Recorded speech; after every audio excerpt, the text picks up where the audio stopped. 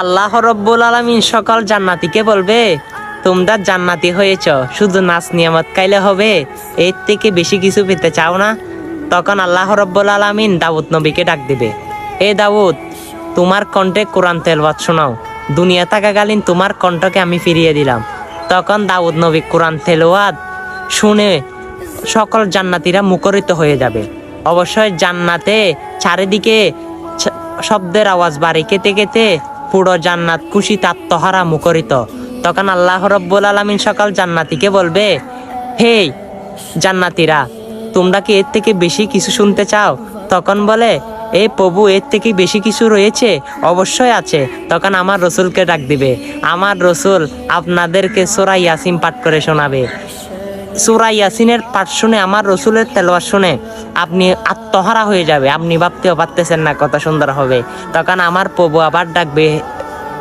আমার প্রভু আবারও ডাক দিবে, হে জান্নাতীরা, এর থেকে বেশি কিছু শুনতে চাও? তখন জান্নাতীরা বলবে, হে প্রভু, এর থেকে বেশি কিছু আছে সেটা তো আমি মনে করি না, যে জায়গায় আমার রসুল আমাদেরকে কোরআন তেলাওয়াত পড়ে শুনিয়েছেন। তখন আমার প্রভু বলবে, হ্যাঁ আছে, এর থেকে বেশি সুন্দর। সেটা হচ্ছে, এখন আর রহমান পাঠ করে আমি আল্লাহ তোমাদেরকে শোনাবো। সুবাহান আল্লাহ। আমার আল্লাহ আর রহমান পাঠ করে শোনাবে, তখন পুরো জান্নাত বেহুশ হয়ে যাবে। তখন আমার আল্লাহ বলবে, এর থেকে বেশি কিছু চাও? তখন জান্নাতীরা বলবে, এর থেকে বেশি কিছু চাই, সেটা হচ্ছে আপনার দিদার। তখন আমার আল্লাহ 70,000 নূরের পর্দার মধ্যে থাকবে। তখন সকল জান্নাতীরা আমার রসুলের নূর দেখার জন্য তাকিয়ে থাকবে।